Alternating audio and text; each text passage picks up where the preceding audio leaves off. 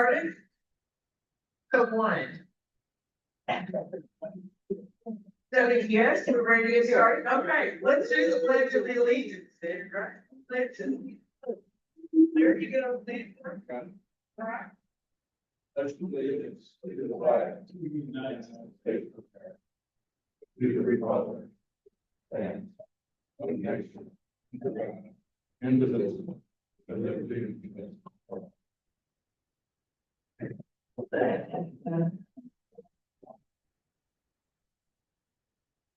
all. How is everyone this evening? Good deal. All right, so I have 6, 7, 8, 9. No, I don't think it works that way, is it? 3, 6, 7. So we have 7 directors present, and so I established it for. All right, comments for the record. The only one I have is 2 words. Thank you. And that's for everybody. I have to explain it, I guess, a little bit. That's thank you for all of our volunteers, all the people that made our July 4th weekend an awesome one. I mean, there's so many different pieces of that weekend and so many different players had a hand in it one way or another. So I just want to say thank you for all you do for this community. I certainly appreciate it. So thank you very much. Comments from members. Any members have any comments? If so, give us your name and your line number. Because it's too hot with 101 degrees out there for any comments tonight. So, all right, moving on. Let's see, we're gonna do the meeting minutes. And the minutes we're gonna talk about are from our June 23rd meeting. Is there a motion to approve or to correct or anything? Madam President, I had 3 corrections. Okay, Item number A should be accept instead of accept. And K1, I just suggested that the motion to approve rule changes pass, or motion approved K0. And then the third one's at the bottom of page 3, that there's a G missing in K.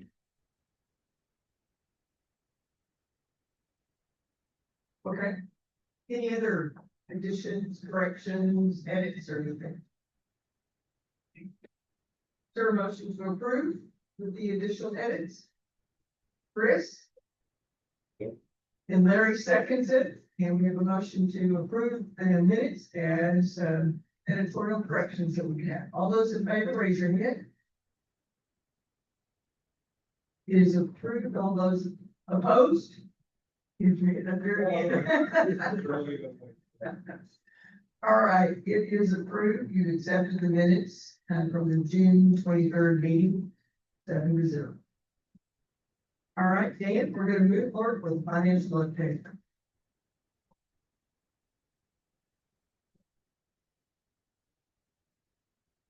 All right, thank you. There's actually a number of pieces of issues in the report today. So we'll go through the first part very quickly. We'll get to a little more detail as we go in. So the bottom line numbers for June, you can see that we were ahead of the budget for revenue, ahead of the budget for expense. Many expenses was lower than the budget, and so you had a net gain of net positive of $51,000 for the budget in June. We're ahead $132,000 per year, mostly because of expenses being lower. We'll talk more about that on the next slide or 2 slides. So on the revenue side, again, $5,000 or $5,000 to the good. Lodge, food, and beverage was a little bit higher than budgeted. And, there wasn't any kind of revenue side that jumped out too much.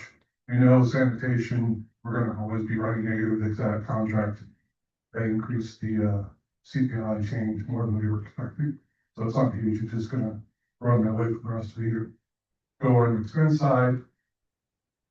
Admin, you'll see as you go through this, there's lots of, unfilled spots, so salaries are less than they traditionally have, were budgeted.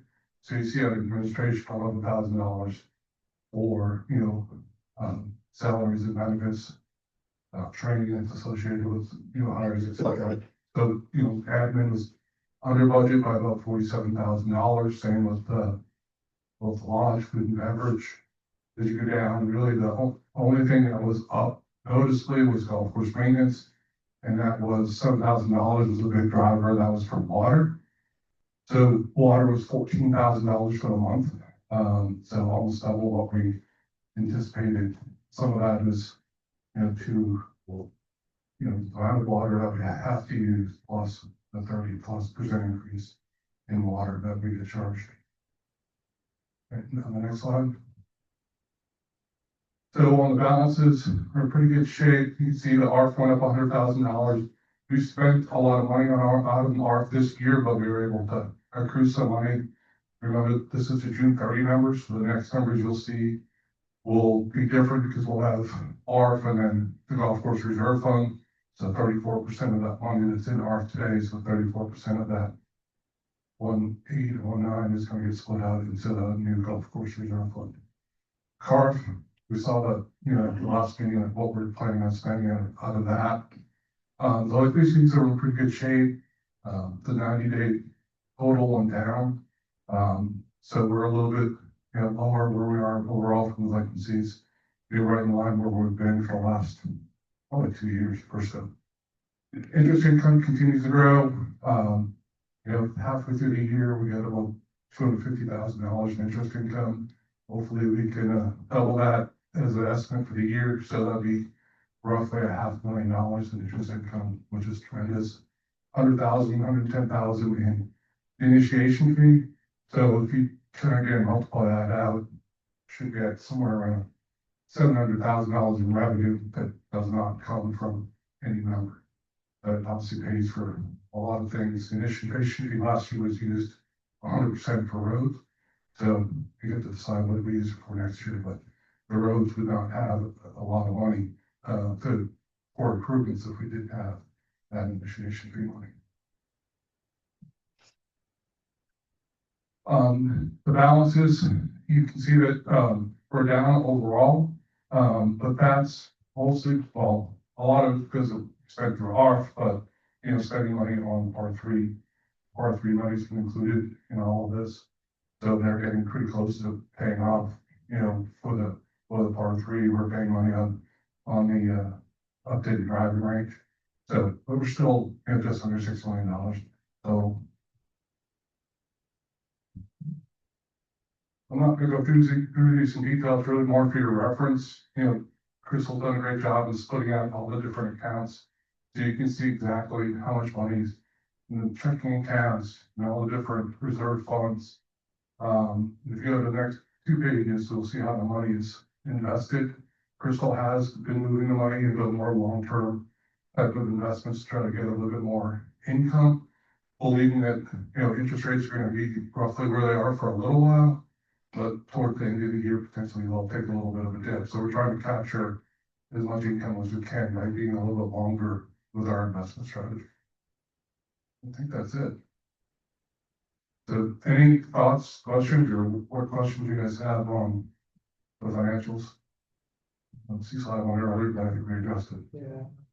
The one, another one of the accounts that came up different. Right. All right, great, thank you.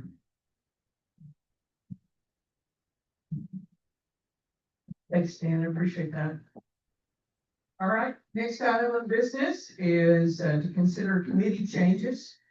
We just had little maintenance in and out, if you will, on some of the committees. So several different people have decided not to volunteer on the committee they were on. And I would like to add one addition on the Mission and Vision Ad Hoc Committee to add Sean Taylor. And so Sean is willing to serve on that committee, and so he would be in addition to that than what you have in front of him. Did you see my email, Nancy, regarding Wendell Canal? He is, He's on, Lake Committee and asked him to be removed.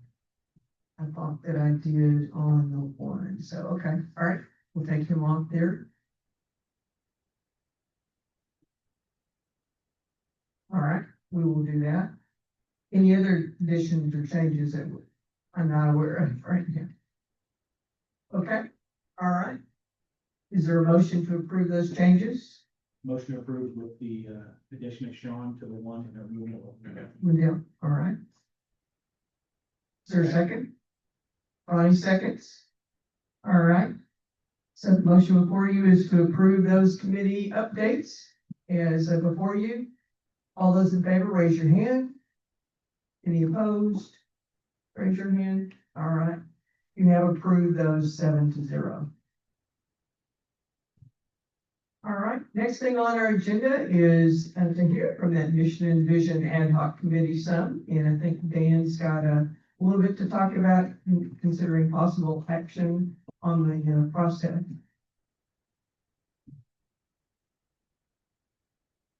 Thank you, Nancy. So a couple months ago, at this meeting, we approved creating an ad hoc committee to look at a potential process for creating a vision, mission, and core values for Lake Kiowa. That group did a tremendous job in working on process, thinking about the process for how does this work, how do we get the right member involvement, board involvement, et cetera, et cetera. So what I wanted to do this evening is run through the process that group created and ideally get your blessing to move forward with this process with any changes that you guys so desire, and then empower that same ad hoc group that was asked to create the process to help execute the process over the next few weeks and months. So that's the goal. So at any time, if you have any thoughts or questions, stop me, but I'll just go through this. So again, the whole idea around this is if we have a mutually agreed upon strategic framework that the board, POA, all members can know and understand, that will help make sure we're better aligned and will help us be more efficient in our priority setting and in our decision making. So we've had a mission statement that's been out there, last updated in January of 2010. So it's, a little bit dated. And the goal of this is not just to make change just because. The goal of this is to help understand what truly is special about Kiowa and how do we kind of make sure that we're doing everything we can to maintain that kind of specialness going forward and planning around how do we kind of keep this the place we all want it to be, knowing that the world around us has changed, is changing.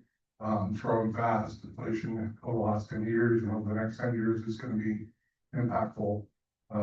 So how do we kind of think this through? So with that as the background, we really have this, kind of a 12 to 13-point plan that we wanted to get your thoughts on and then hopeful approval for. So the idea is really that a lot of communication and a lot of member involvement needs to be part of this for it to be successful. So we wanted to get communication out in the next possible communique that describes the importance of what the process is, the importance of the process, and what the process could look like or would look like. I think the next possible communique would be September. So a couple of weeks, I think, to get something, organized for that.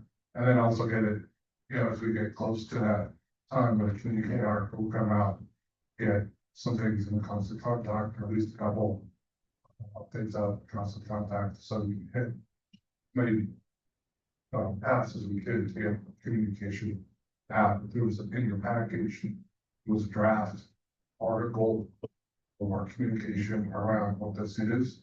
So you have a chance to look through that. It's supposed to, the goal of that article, as I said, is explain what we're trying to do, why we're trying to do it, why it's important, process can look like.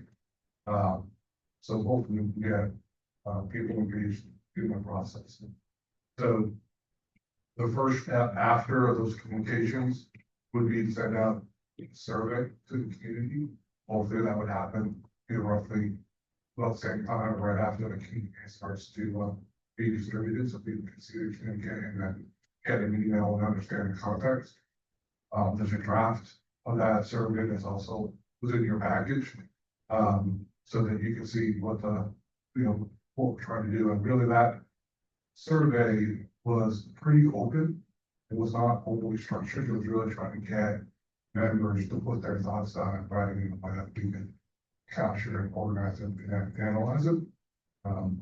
So it's traditional surveys we send out, like, do you like this? Do you think this is more around, and tell us what you think about, what Kiowa could be like, or should be like 5, 10 years from now. Why did you come to Kiowa? Why did you buy a house in Kiowa? What do you think of the values of like community are and should be? Those types of questions, so we can really use that. So it's really a way to get as much feedback as we can, cast a net kind of wide open, and get as much feedback into the process as possible. From there, then take that information and even while the survey's still in the field, start conducting focus groups. We did this with the master plan, and really be able to get, hopefully a number of different groups, maybe 8, 10, 12 people, and really kind of go a little bit deeper than you can do in a survey and start to get their feedback around and these ideas or Kiowa and how they want to create this framework going forward. And then we kind of, as we were doing that, compile all the results from the survey, and then kind of take the feedback from the focus groups, feedback from the survey, and kind of put it all together in a way that the board and anyone else that's interested could consume it. And when we have that, my request to the request of this group would be to have a special session with all of you, so that we can go through that information and get your specific input on what the vision, mission, and core values could be, and use that now to start narrowing the process or the information to more discrete information. And we'd also be able to potentially do that with members. So board input was number 7, drafting from that, and then potentially having more working sessions with members. So as we take some concepts that comes from the survey, focus group, board input, and really kind of use members to get feedback on specific terms, language, ideas, to try to continue to narrow down on what we have and come up with language that I think everyone would be comfortable with. So that's really then doing some consensus building once we have that language. The committee suggestion is at that point maybe even have some meetings with some key stakeholder groups, if we like real estate agents and leadership, to talk to them about more what we're doing, get some some feedback for them, kind of help fine tune where we are, and then come back and all of you after that, hopefully for approval. And then, once it's approved, we definitely need to syndicate it, be able to, go through and, maybe have signage here in the POA office, have a town hall, be able to do this live and sure anyone that has questions, thoughts, can share it, but also at the same time that communicate back out through the communicating and constant filtering. So that's the process that was developed, recommended by the ad hoc committee. So hopefully, I explain that somewhat clearly in the see what kind of questions and thoughts you all have. Yeah.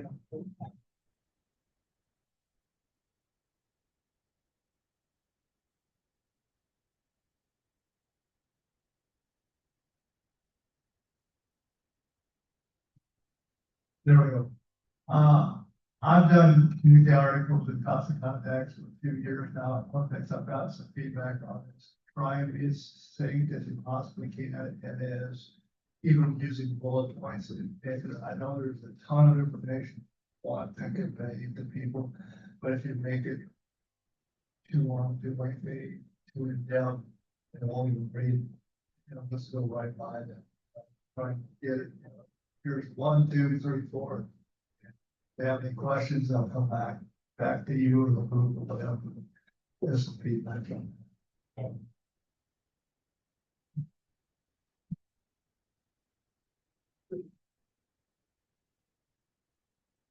Yeah, that's good feedback. Thank you. I'm only been on the board for a few months now, but I'm sure you all understand the brevity is not my best thing.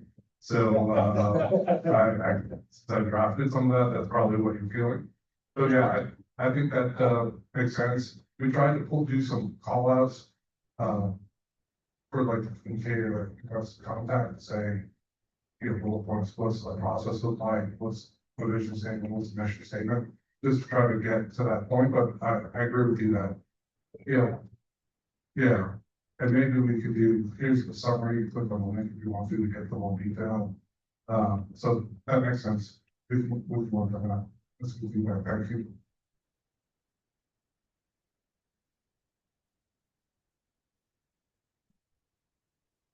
Any other questions for Dan? Comments, feedback, word? So I would like to hear the motion. Motion would be to approve the process as presented this evening. We've already approved having Sean join the group, which is us. And then part of this motion would also be paving the existing 7 people that are on the ad hoc committee. And empower them to more on the process going forward. And the first thing that we would do is update this document, because we put actual dates in it for you. We didn't do that since we didn't know what communication we were going to do. So we'll come back and do just a motion to approve the process and to empower the ad hoc committee to become the group that executes the work on behalf of the board.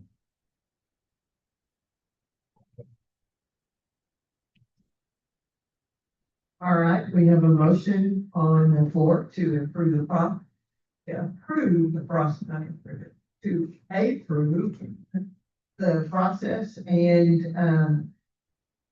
also to approve the ad hoc committee moving forward with it. Right there. Is there any discussion?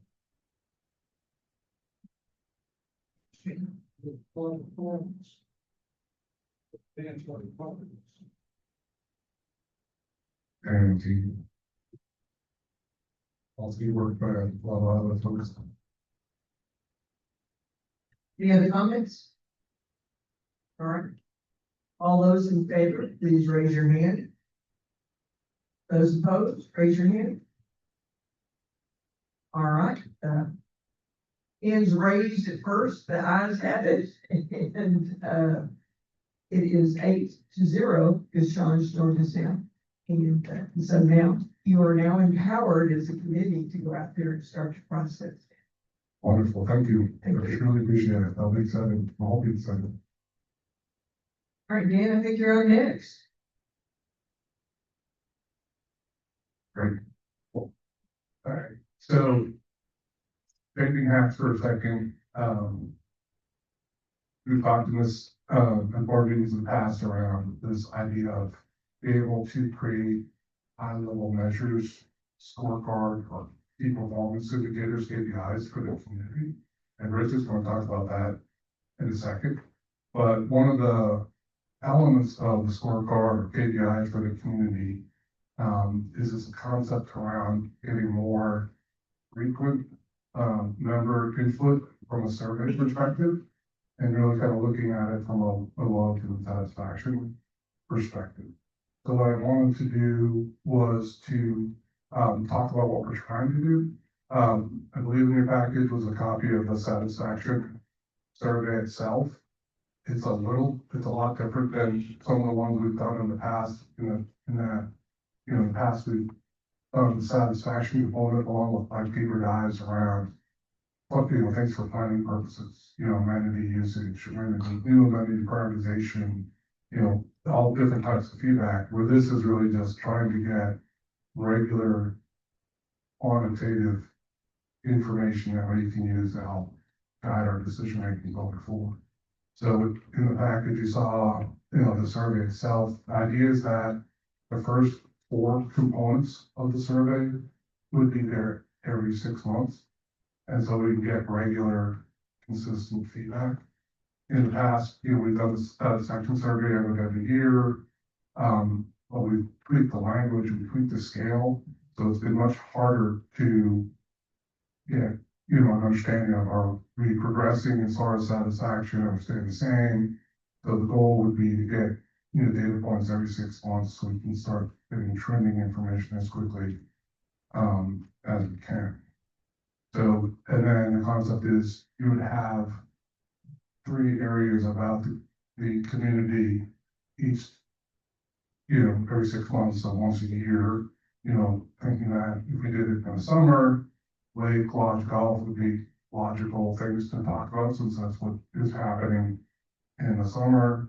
And then in the winter, the next 6-month survey would be security, public works, or maintenance, and potentially board governance. So effectiveness, I guess. And, on the survey, we have what we proposed for the satisfaction first satisfaction survey to go out. And so the questions on the top around loyalty, satisfaction, and then questions about lake, lodge, and golf are vetted. The next sections about what we would potentially add in the survey in February or in the winter are just conceptual, they're just placeholders for now that we need to vet. So if you see something about public works or board governance that you have questions or concerns about, just know that's definitely draft language for the moment. So the other thing I wanted to do real quick, Scott, can we go back a slide or two? One more, couple more. Yeah, so one of the things on the survey, the very first question is survey that's used lots of different, the survey technique that's used in a lot of different places called Net Promoter Score. So from the biggest of companies like Apple to much smaller businesses and communities that use this concept. And really it's a way for us to get after satisfaction and loyalty in a quantifiable way. This because so many different businesses and communities use this score. It's very easy to benchmark. So, this started as like the new thing, 20 years ago, all the big consultants were rolling it out and, charging people hundreds of thousands of dollars to do this. And now it's just become pretty commonplace. So we go to the next slide.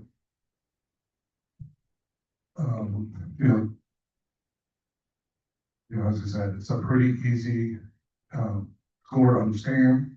And, it really kind of says, all right, this is not just what did someone circle on the surveys, tries to get after if you and this person were filling out the survey or sitting together in the backyard barbecue, that you asked them about Kiowa, what would they really, what would they say? The downside of this is that it's one measure, one number. It doesn't give you that, qualitative depth that you want to get in some of these surveys. So, we also added this, you can see it in the draft in your deck, that there's other components that we add in here. I'll talk a little more about that in a second. So it's got to be on the next one. The Net Promoter Score is pretty straightforward.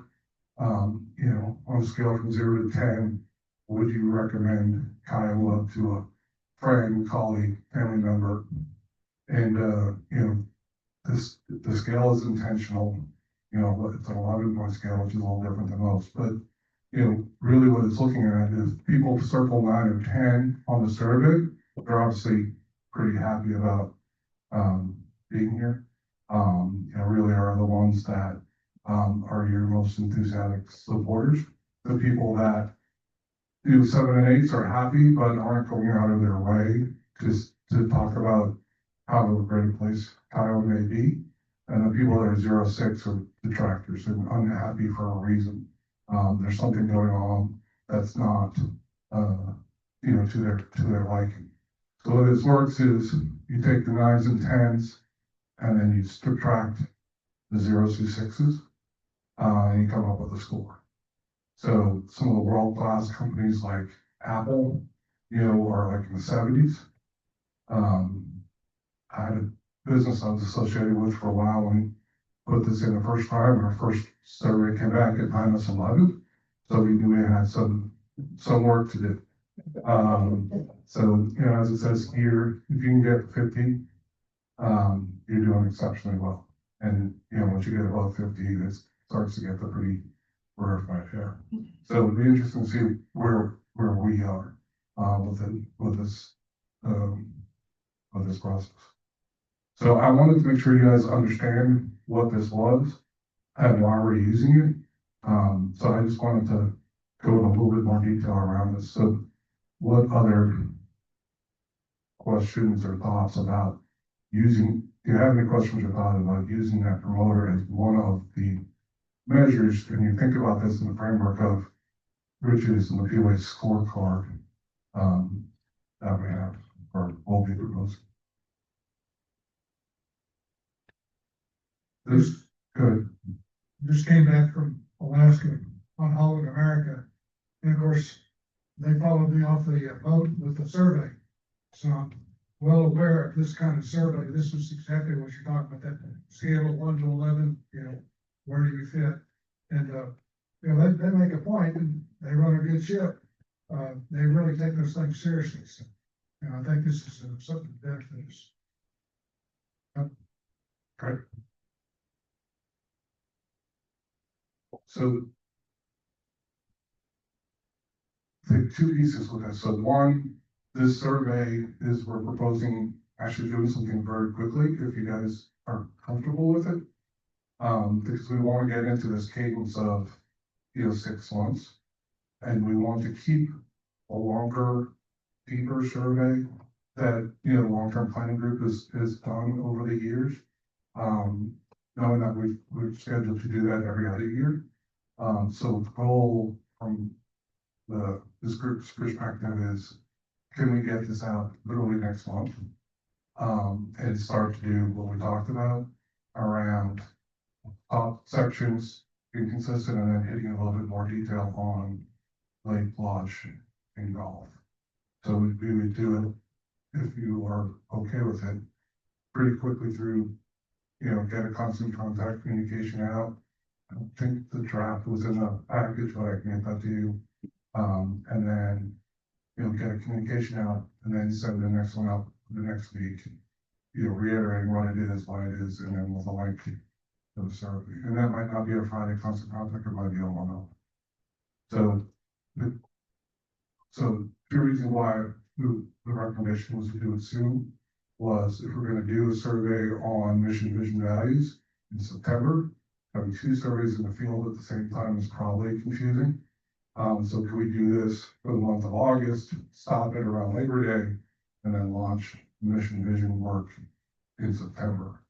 And then also wanted to keep that cadence of, when it lines up every other year, have the longer long-range planning detailed survey with this embedded in it, when it goes out in February with the other vote. So thoughts or questions on this concept? And that's about the concept, that is, all this will work and work wonderfully as long as we can get people to take the darn survey. Following up on that, agree, it was assuming we get people to give us feedback and then we actually do something with the feedback, totally for it. Second question, maybe a rich question, do we know what, I assume we place some subscription and constant contact with someone to put these surveys together, do we have a rough cost what it costs us to send out a survey? I can answer part of that. I was gonna say, generally, Nancy has been doing the surveys and we've been using Survey Monkey. We can take that over and just use the same process in the office, and I don't think that charge is So we pay pay $500 a year for Survey Monkey, and the subscription we have is unlimited questions, so it's not like 15 questions. And then you can design it to be qualitative, quantitative, however you want it. So we have the capability, and so I don't think that's a problem at all from a technical perspective. Spend the money anyway, more surveys that are accept, you don't have overwhelming surveys coming. So, you opt for it, you know, someone that gather the data, do some. Thank you. Yeah, there's not another point, like again, like if people do the surveys, I think one target of these surveys specifically is they're shorter. I know when we did that short survey in February, the January, February, we had almost the same turnout as the biannual survey. I think the shorter you make it, easier for them, it'll be a quick survey. I think it should be a pretty good turnout for people. Yeah, and hopefully it built on itself, right? To your point, they could fill it out and we did nothing with it. We don't, okay, why would you fill out again? So it's coming on, Rich, UA and us to gather the information and communicate it back out and then communicate out what we're doing with it. It's a little bit hard, the first go around, you have one data point. Because sometimes, as I said, when you hit a -11 at the motor, you're trying to say, all right, yeah, we need to do something. So, we'll see where we are, to take action or do the feedback is. I do also think that one of the ways that you can increase the survey is to be at the lodge, when people are at the lodge, and have a table, they can do the survey right there, they can scan the QR code, whatever they do.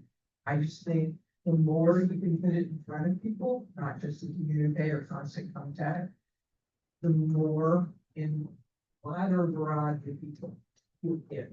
Yes, agreed. We also talked about that with vision mission and have plans to do.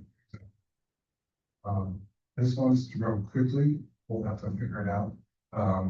So talk offline on how that potentially could work, but I'm all early. So we'll look for strategies to do that. Dan, I'm in total agreement with what you're doing and proposing, but who do you see being the owner of this? Is this going to be a consistent situation? Is this going to go back to long range planning? No, that's a good question. So this is a component of this KPIs for the community, and Rich was going to talk about that. So this would be something that PLA and Rich would own as part of their measuring scorecard process. But, that's a very good question in that, and as I segue to Rich, we want to be able to communicate out, well, us as board members, but also to communicate to everyone. One of the key things that designate good health within the community, and that hopefully will be what's in this KPI package. And we're going to start short and go from there, but, obviously member satisfaction has to be, central to any measure. But Rich is teed up to do that next. Anything else on that discussion? Any other questions or comments? I have one question around process. So, would it make more sense to make a motion to get approval on a survey standalone, or do you want to listen to information that Rich is presenting around key performance indicators and make a motion around public package? Does anybody have an opinion about that? I do, but does anybody have an opinion about it before I give my opinion? Yeah. So I would suggest, since the POA owns it, that we allow the POA to manage that from that perspective. And so therefore, the timing of it, where it goes and what's included on it, if there are things that, I think a copy of the survey coming to the board just to be able to be aware of. Or I don't think that we need to approve doing a semi-annual one unless we're gonna change what our bylaws are, which go back to a biannual survey. So I would just send up the POA, really put that, go from there. That work for everyone? Okay, all right. Then moving on, Rich. first of all, thank you, Dan, for going so in depth. You actually tried to get me to go first, but I wrote the agenda, so.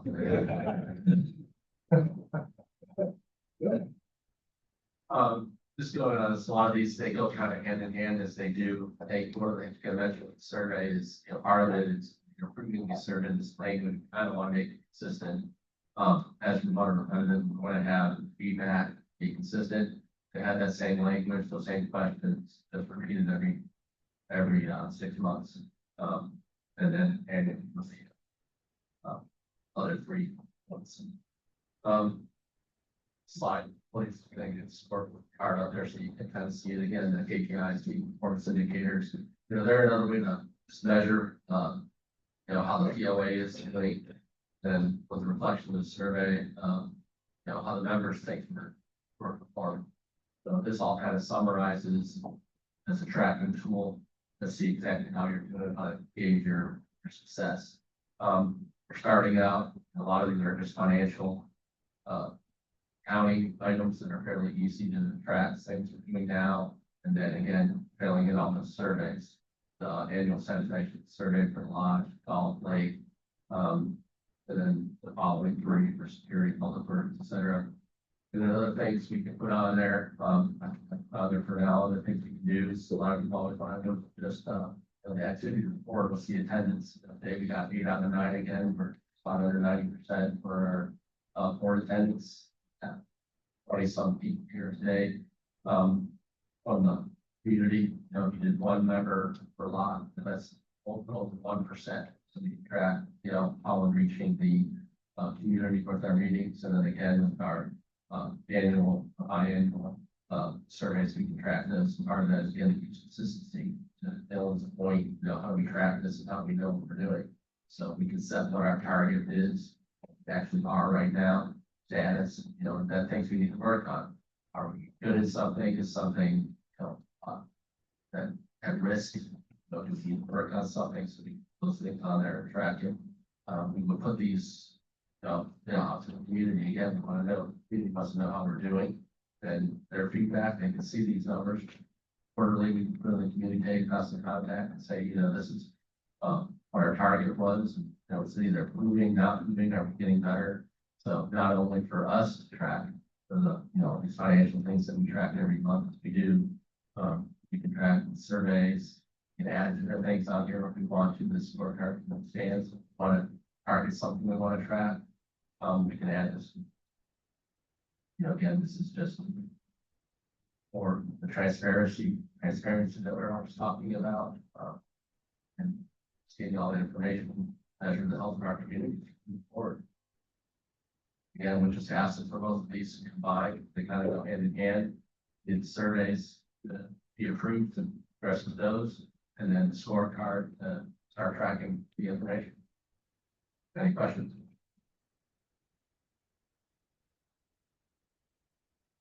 So I just have one. So one of the things that makes it value added is what target you're shooting for. And so as you go through and say, hey, we're never going to make that target, right? You put it way too high to ever do anything, but there need to be stretch goals. But how are we going to set them going forward after we see a little progress, but what's meaningful to us as a member? Yeah, some of the ones I started, we'll see with the surveys where we start. I think we'll start with that initial surveys, but the county ones, some of those we can do. There's, standards, very much industry standards, delinquencies, 3-5% or whatever it is. We can start with some industry standards and then go from there. Because we, industry standard, our delinquencies are really low. But of course, we want to do better. So see what that is. It's like, well, we're already exceeding that. Well, again, we better reach for a higher goal. So how can we improve our delinquencies? So industry standard thing, the POA, like association. Right. Any other questions, comments? Continue to move forward. And we'll need a motion and vote. Forward. So continue with the surveys, put those in the paper, initiate the surveys, and then initiate the scorecard. You tell me, I'm waiting on a motion, so if somebody wants to make a motion for it.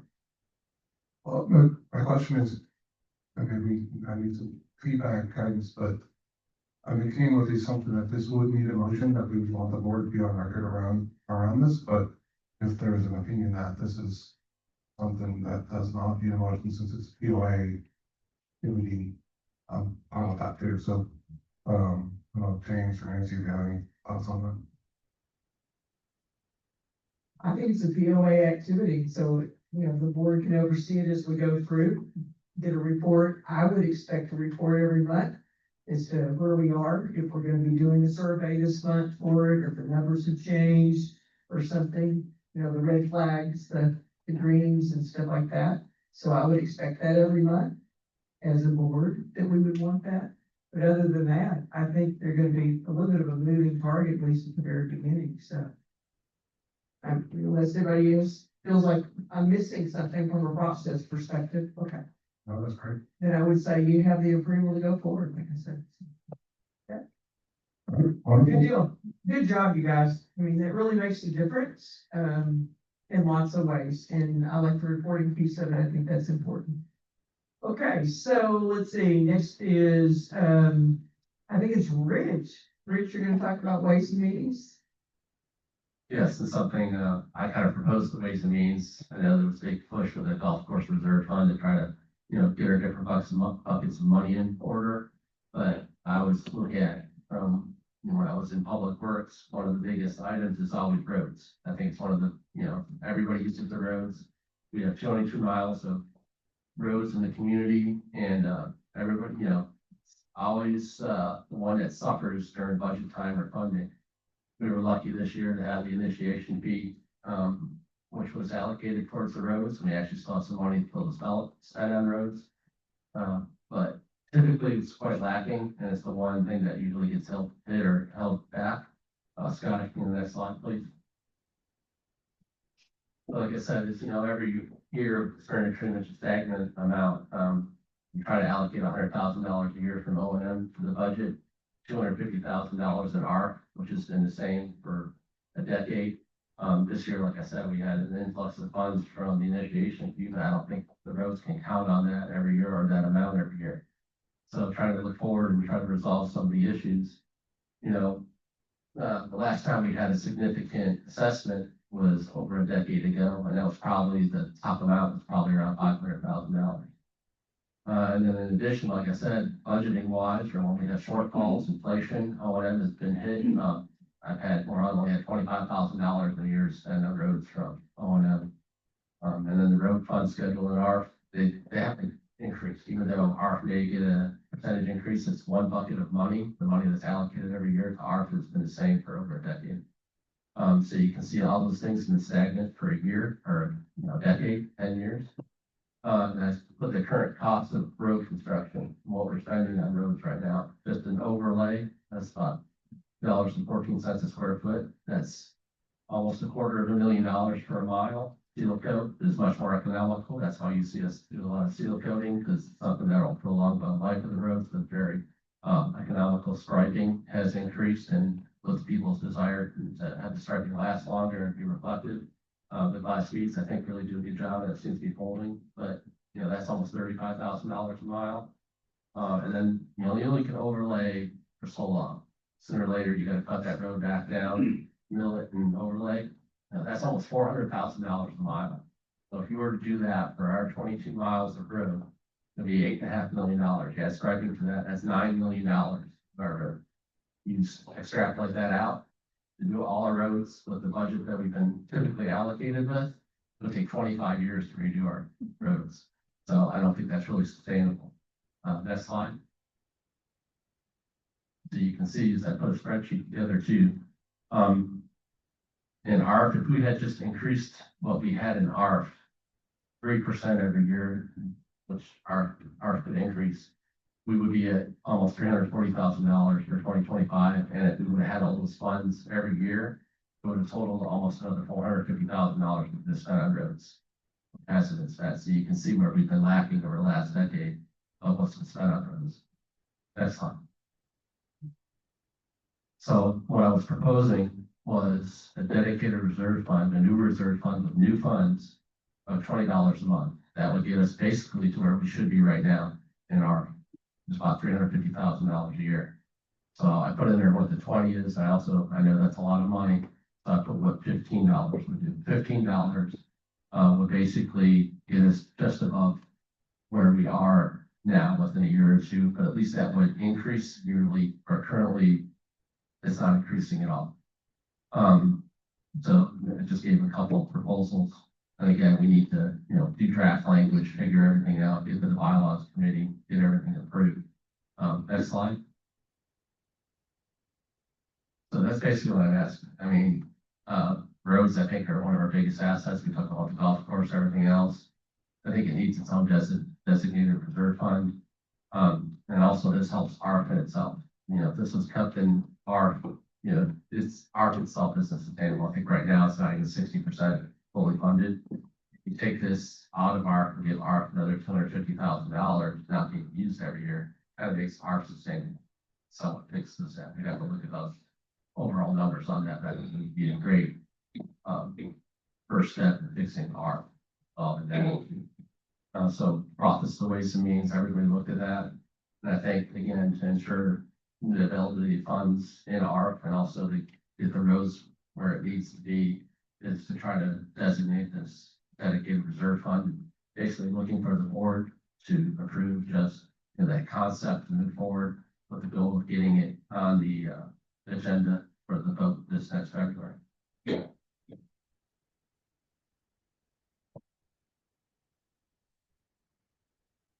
Any discussion?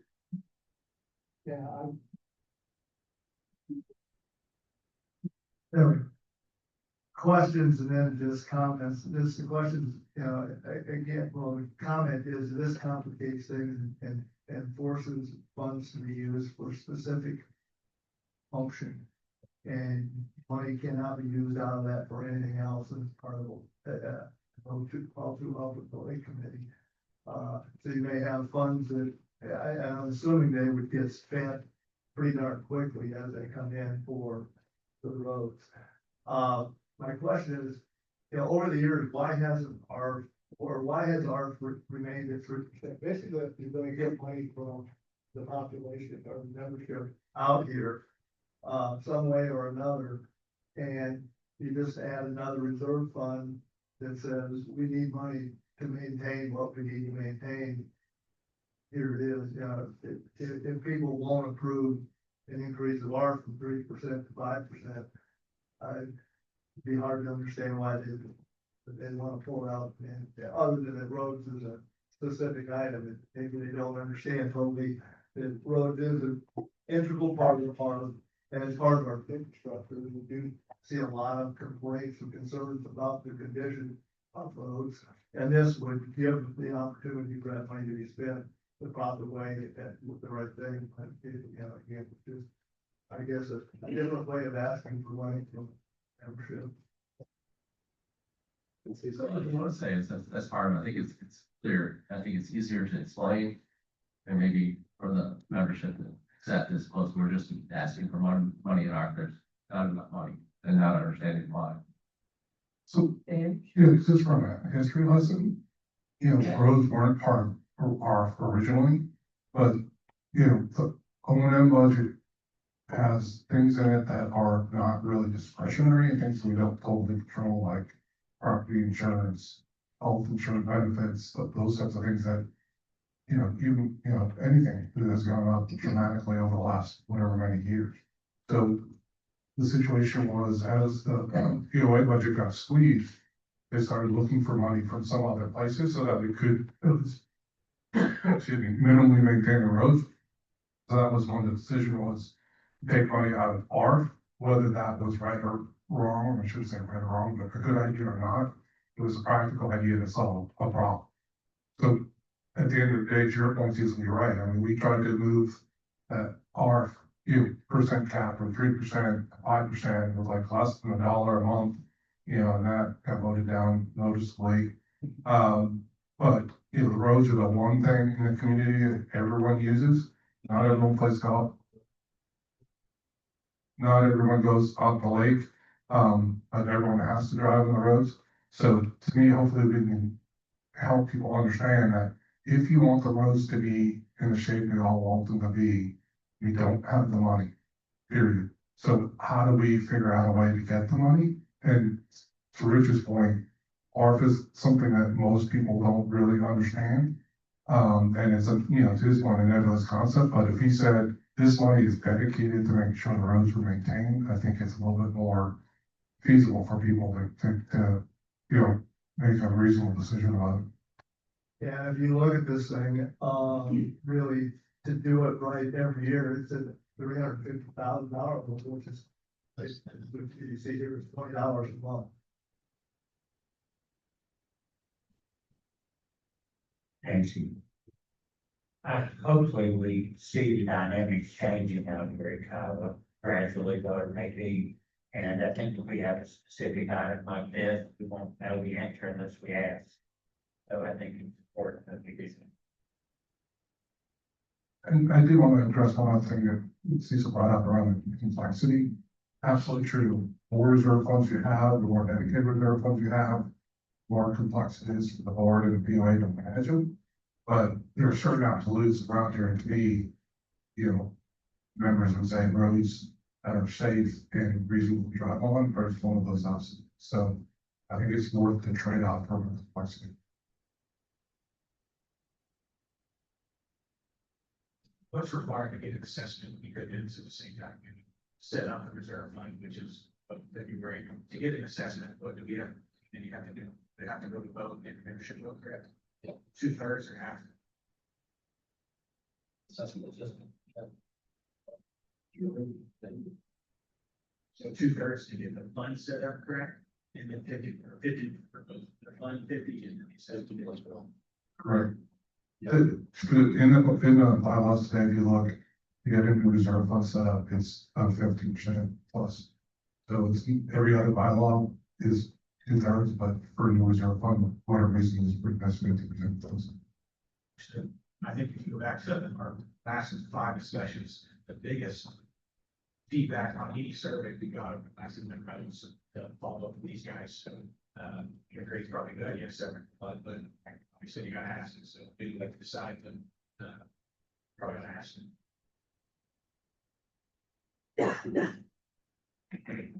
James, you started to say something. Yeah. Okay. Just want to make sure. Okay. I know that on the way, let's see, Wednesday. No, Thursday morning, for coffee with Nancy and Rich. At that time, we had somebody that asked about roads. And they asked how we funded it and where the money was coming from and how come we didn't spend more money. So, very timely discussion, I would say. So we have several options, right? So we can, whatever we do is gonna have to go through the bylaws committee in one way or another. Just wake up, so, okay. And so how would you like to proceed from here? It looks like you could do a couple of things. To Dylan's point, you could make an assessment and say, how many millions was it done? You could do that. I'm sure that'd be the right way to go. But you could do that, and then, or you could ask for additional funds. Monthly fee. Let's see, Leslie, you're just speaking about ways and means, but, I think, you know, part of that, we did discuss it, as Rich said, at all ways and means committee and trying to understand, and with the community, if we do the appropriate amount of communication, how would they feel about this? Because I think, you know, overall, it'd be much more palatable to vote and all, you know, 51+% and move forward. You know, if we do an assessment, you know, that's, like, you know, thought processes, that's not always a positive, feeling across the community. So, you know, try it this way, see where the community is, get, you know, get that feedback. But at the end of the day, we don't have the money for roads and we need it, then the assessment is kind of the next problem stuff. It's a continuing process. February, you would have to wait till next February to do the system. I'm fine with that, just. No, Did you get both at the same time? I thought you did one. at the same time. you wouldn't have to wait till next February to do an assessment. Yeah, you guys did it separate. Okay, Bill, the board has the authority to establish a reserve fund. They have to go to the members of the fund. So the one vote of the board to establish them, and then one vote of the fund. You can fund it with just dollars from voting, dollars from plus. Says different. So there's some members fees that has to go. To vote. You agree with me? Yes, I think that the board can establish the number of members for additional fees, like $3, $50 a month. Then you gotta ask the members to pay that fee, or you're gonna get something.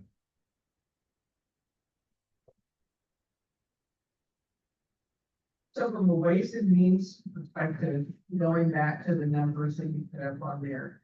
So do you know what is needed or where you would, how you would start spending those dollars and stuff like that? The reason I ask that is that helps drive part of what that assessment is and then what we're really trying to accomplish. Right, so if you went into roads repaired within 2 years, you're gonna need $9 million plus dollars, right? So is that a ways and means discussion with you? And then come back as to what you think your assessment would be? Well, I think we need to, yeah, I mean, Rich did a great job kind of doing the sensitivity analysis around how much money you raise at different levels. I agree that we'd have to go back and do a little bit more research around what do we want. It's fine. You know, what we want to do and how much would that be, right? Are we gonna try to raise $9 million over 10 years? We're trying to just get more steady state. So that has to be part of the work that's done between now and when the bylaws committee gets together. So we can come back with more detail around truly what are we trying to do? Are we trying to soup to nuts everything? Or are we just trying to get to a certain place that is, you know, run rate that works? But, you know, Yeah, in the past, when we on a 5-year cycle, and every mile would be, it wasn't, 7-year cycle. So, you know, that's baseline. For every 7 years, every mile is gonna get covered. Breaking out basically 3 miles a year, here's that cost and you know, what it's going to be.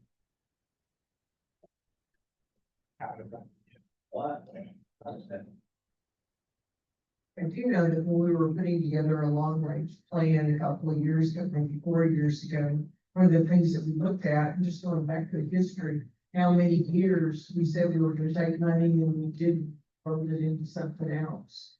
So that's documented too. So, all right, so the plan I heard was to take it back to Ways and Means to come up with additional information to bring it to the board. Is that correct? Is that correct? Okay. By nods of your head, I think that's an affirmation. Okay, all right, good day.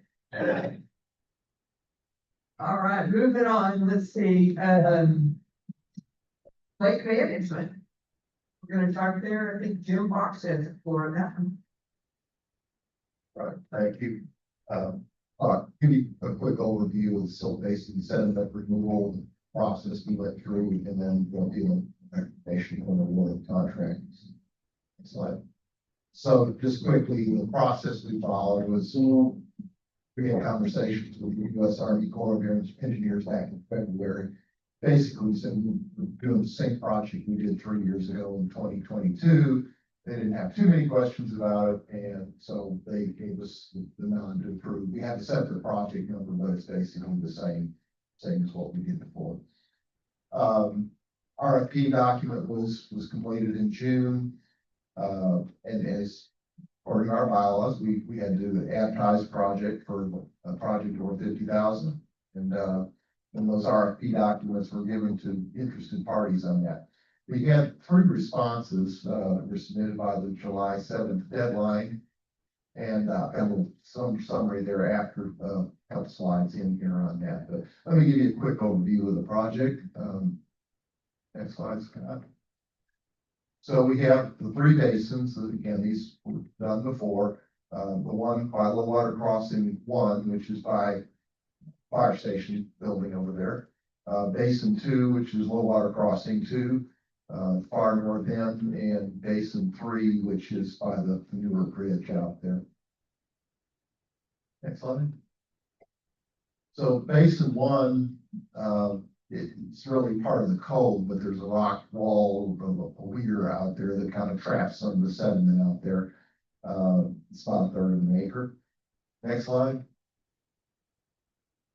Silt Basin 2 is the largest one we have. It's almost an acre out there. And this is where most of the inflow, I believe it's 60–70% of the inflow of the water comes into the lake from this area in the creek. Next slide. The basin by the 3 is 2/3 of an acre. And it's, if you drive by it, you'll see these pictures were taken in February. It's now cattails and it's really overgrown right now out there. It's definitely said filled in a lot. Next slide. So we were able to use a disposal site up on 678 the last time. It's about 4 miles away. Very fortunate because that trucking cost could be a lot more.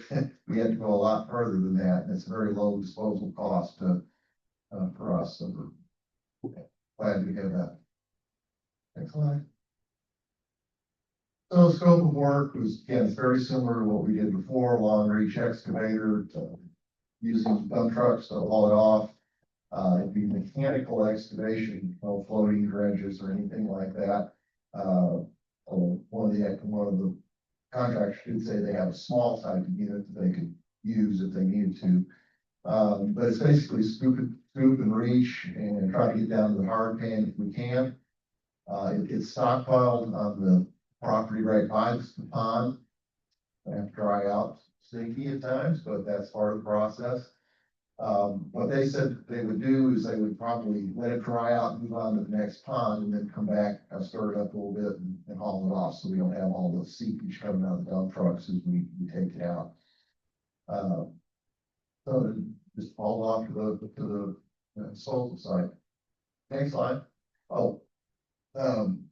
Also, we did have actuals from the previous on that, which had good data on that, which helped in the RFP process. So in the RFP, we have a bid form. We had 7 items in there with mobilization, demobilization, and a variety of costs out there, and estimated 2,500 cubic yards of sediment. Could be more, could be, probably could be more. But yes, it could be a little bit less. We don't really know. We haven't done the surveys per se to know exactly what it will be, but we'll get as much as we can. Next slide. This is a quick summary. We had the 3 different vendors submit costs. I know you can't read that in the audience out there a long ways away, but the total was $215,000 for one vendor, $114,000 from another. And then one of the vendors was $132,000, but they gave us a discount as long as we did all 3 ponds. So we were at $98,000. And that vendor came out to the site, we walked those, they did very thorough in what they did. And so we felt really comfortable with that. Members of the Lake Management Committee also walked the sites with them and talked to them. So the award recommendation, again, this has been before the Lake Management Committee. So I'm sure could address any questions related to that. Award the contract to Elite Excavation. They're kind of in a partnership with this group called Community Contractors Group. They were kind of the mouthpiece initially on this, but the Elite is the group that actually has the equipment, would bring it out. The recommendation is to use the full amount of the budget allocation, $120,000, out of the Lake Management Reserve Fund. The bid amount is $98,000.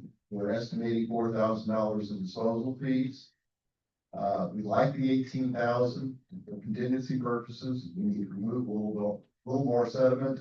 And the disposal fees might vary a little bit on that.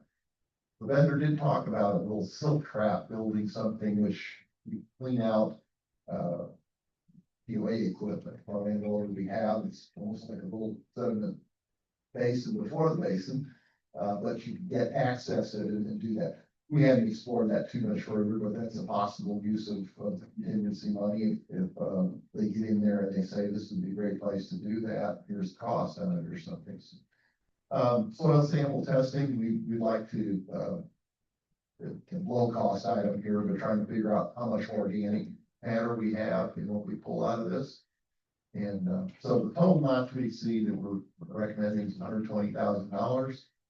I will go ahead and add one of the other vendors, Solitude, huge company, has an active program with organic sediment reduction, and they have a process called tri-marine, and there's other processes out there like that. We'd like to follow up with them and talk a little bit more, as well as I think Cecil's got another person lined up to do that too. So what that would do in the future, if we could adopt that, and probably monthly cost kind of thing, but it would extend the period of time in between these dredges. We're on a 3-year cycle right now, and as you tell, they're full.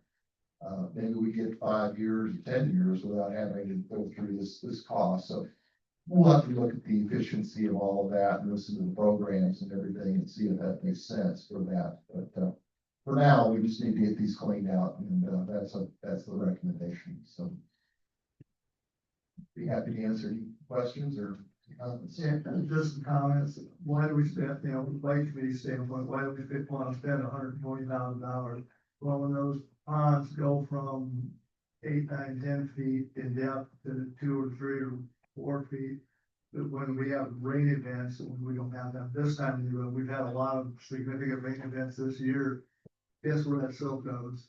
It doesn't fall into those ponds where it should go. It comes across the road, it goes into the lake, and then fills up our coves, which then, if you go back 5, 6, 7, 8, 9 years ago, we're 4, 5, 6 foot deep. Now we're 2 and 3 foot deep. So we're trying to be proactive. That's based on high recommendations from our consultant, pond medics, of what they call mitigation of cause, and the cause is, we've looked at a number of other possibilities to improve what we have from retention, even numbers of retention ponds or the style and type of retention ponds we have. The best place to dredge is out of the pond and not out of the lake. Oh, one other thing too, this project, Jim, you can tell them, isn't a 3 or 4 or 5 day project. It'll be weeks. Well, and we're obviously, if it's approved, hopefully we'll get going quickly while it's dry weather, because if we start getting the fall and get rain, then you got the sediment that's on the bank wet again and it delays everything. So this is perfect timing to actually do that. Get done in, like Cecil said, it's weeks. Any other questions? I just wanted to note for a clarification for the board that we used kind of our fixed price standard contract, but this is a per load essentially contract, to just make it simple. So the fixed price is basically what you're paying per load. So just understand that it's not a set amount, it's basically a per load contract. And so I just wanted to make it clear, because that's the way it was bid and that's the way the contract is. The contract is in your packet. I think it was a couple of pages back, but the contract has been looked at. We checked with the Secretary of State today, and all we have to do is add LLC. I sent that to Rich today, so that contract is ready to approve for signatures. Thanks, Jim. Any other comments? Is there a motion to approve or not to approve?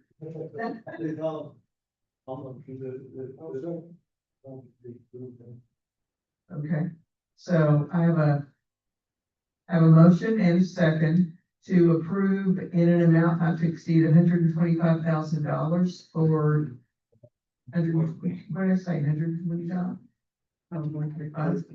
See, if you had to correct me, you would have had an additional $5,000, so. So in an amount not to exceed $120,000 for siltation removal.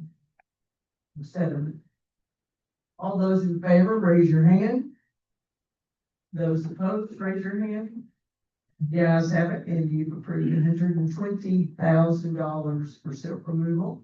8-0 is your yeas.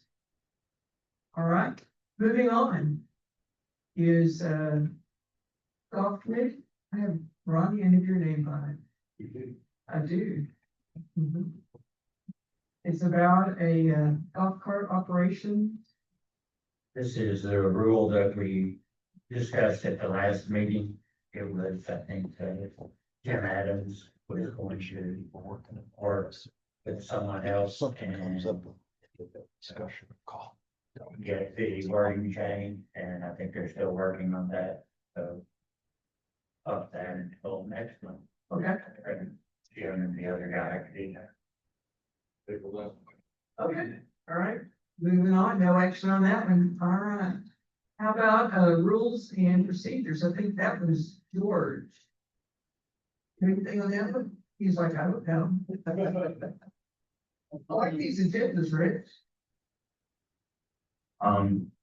There were two things on the agenda for rules. We'll have to table them both. One is the, regarding the watercraft registration. There's some confusion as to position of the board on what is on water, what's not on water, what's parked in, storage area and the like. So we've had many discussions on that. We do not have a conclusion. Rule 3362A regarding the watercraft restrictions, wait for the committee for lake management to come back with a recommendation. Maybe they're pretty close, so we should have something next month. Thanks, George. And I can just, before we go down to that, so I get a ton of notes, just our restrictions. I want to know what this with. So specifically, what they're trying to restrict, there are a number of things. And I think the goal is to make move over onto those. First question, what is the problem with the odor? What is it? Well, it's more towards the lake, towards lake boats. And it is fun too. Sooner or later, size of the wave you get and damage that it does. I did a lot of research, if you go back and look, lots of states trying to limit the power limit, and even limit restrictions on wakeboard or wake boats because of the damage they're doing. One thing that I did find out that I found was interesting, that even in the state of Texas, our guidelines list 50 feet from structures. The state of Texas tells people 200 feet from wakeboard, from either shoreline or extending structures. We're not even close to that. They do that because they know and understand what the damage is done by a 3 or 4 foot wave into that. So they're trying to, all states are trying to get that. The other thing that I found interesting, a number of studies being done, both by universities and state biological departments on the impact to the what you call the ecosystem of the body of water. Studies have proven that even at 15 to 20 feet wake boats, today's wake boats in the 22 to 24 foot range with certain horsepower are destroying the bottom lakes.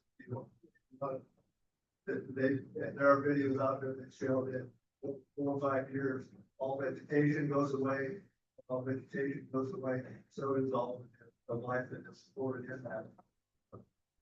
What's called the ecosystem, microvertebrates, macrovertebrates, small bait fish, cave fish, they disappear. So there is an ecological impact that what people are considering migration therapy. Not those then, but this body of water it's not built to hold 24, 25, without it. You're trying to say 24 foot now, but what will come if we don't do anything, we'll get 45, 26, so what's down the boat, so on here. The studies do show that even at 200 foot restriction, that this mechanism really should be 500 feet, mitigating size of the weight or wave. So we have a wakeboard rule. So I think that covers everything that you just said. So why are we adding separate? Because it will limit the size, the incoming, what comes into this lake. But if we can't wakeboard anyway, wake stern, excuse me, wake stern, you cannot wake stern. All the problems you're saying are already got wake stern. I do not see an issue as a fund of a bring our. Bill's opinion, I don't have to study backing that up, but I don't think that's the issue here. We are grandfathering anything. Yeah, but, so now I've got a 2010 boat, I'm gonna go upgrade my boat, I got a boat dealer in the audience here, Brian, I love the trading for sea rate for you, but if I trade it for sea rate for a bluefin or whatever he's doing, now I can take it like Iowa. And then separate issue, boats aren't issue, Iowa. Laker Roberts is 10 minutes from me, now I gotta have a 250 or less boat here, and I can't go to, doesn't make sense to me, in my opinion. There's jet skis that are 300 horsepower, there's the dual motor, again, this is excessive, it's gonna go obviously, the people was necessarily doing that here, but there's a lot of people out here with jet boats, Yamaha jet boats that are dual motor. So I just think this is way overreaching in my opinion. You're on the lake and you're getting your fishermen and have different opinions on it, but I just think this is overreaching and not a lot of people reach out about it. It's a problem. That this is too much. We have an issue with wake boats and that's addressed. We need to buy tickets about it or however Melanie Harrison wants to do that, but this is overreaching.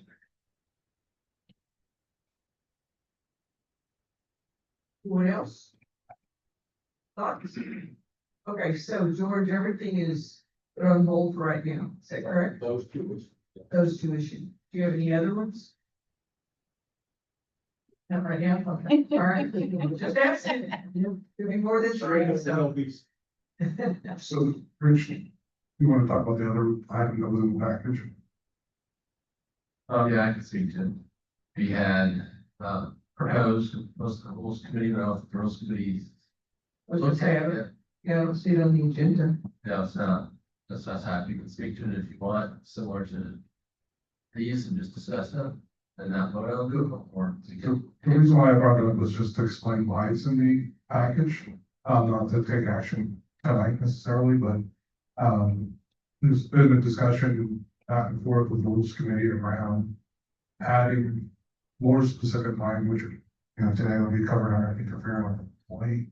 This would be a more broad, rule covering members, activity, against other members, guests, or human staff, and make the language much more specific around what this would be. So I would say that just put in there for your reference that this one will come back.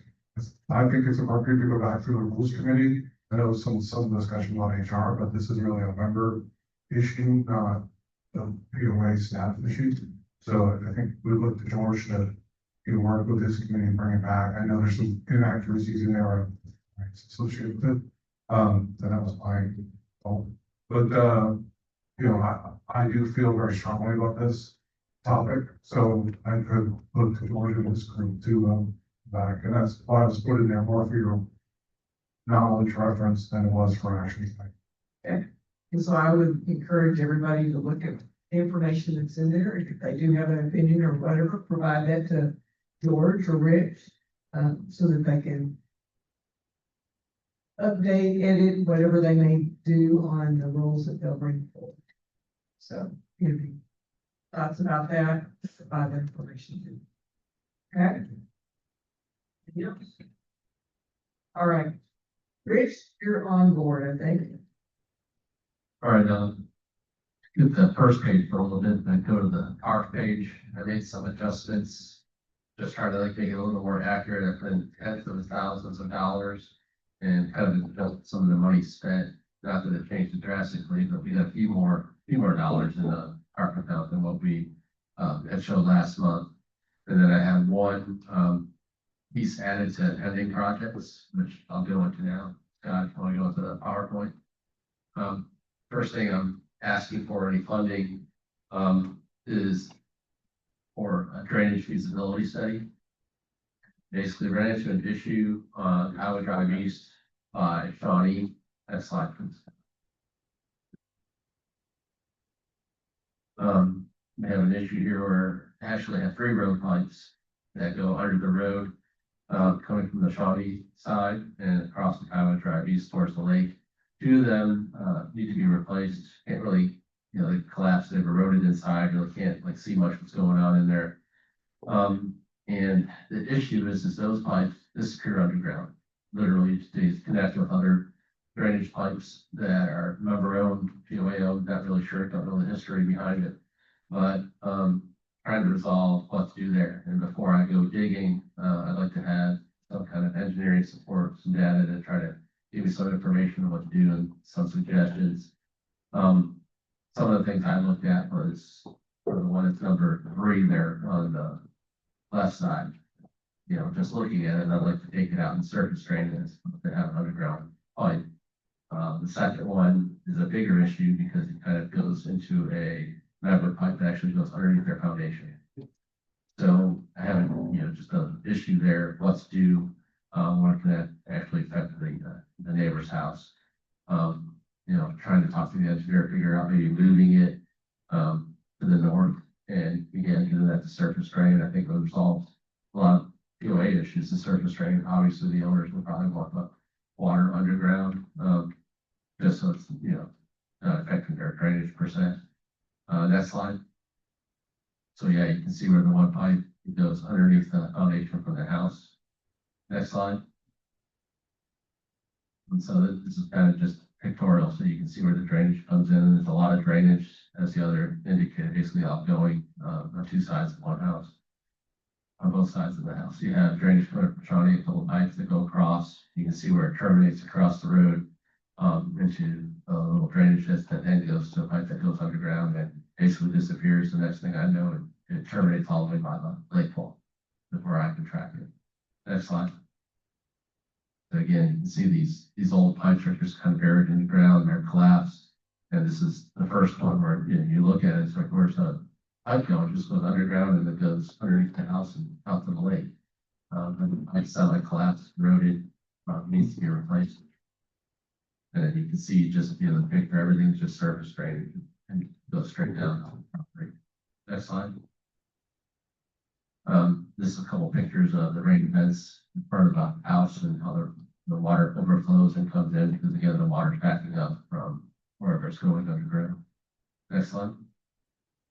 This is the other pipe. Or again, it kind of goes underground, disappears. But that one kind of goes between the 2 properties that I could probably, exit it, daylight it, and surface drain it. Next slide. As you can see, the water's finding its way underground.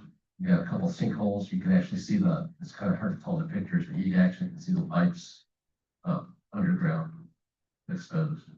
And everything's just eroding around the pipes. Next slide. And then you have other features and, then there's other members drainage, just, they're just surface drainage pipes that I'm not sure where they go or if they connect or not. Next slide. So basically I reached out and got, to an engineering firm and got a proposal basically to do, topo surveys, boundaries to figure out where everything is, to look into what they call storm sewer, but it's just the drainage pipes, try to see what investigation we can do, provide their findings, and then finally have them give me suggestions and feedback on how to proceed and possible solutions. And I'd like to at least get some other engineering feedback to give me direction on which way to go. Can't really leave those pipes there forever. In the condition they're in, it's just gonna get worse and worse. And really more concerned about just the 2 POA pipes that need to get replaced and then go from there. But at least I need a starting point, some information. So the proposal, next slide, is the total fee they're proposing is $17,600. The initial startup cost, basically just to get all the information we need, is $13,000. So I'm asking out of the car funds for some engineering services to proceed with this, just to try to get the information that we need to see what's going on over there. And then James has looked at the proposal, he's got a few comments we'll have to work out, but trying to get the fees approved and then get the agreement, so.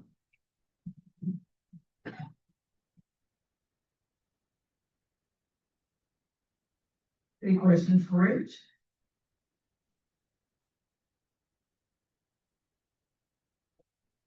Is there a motion to take any action?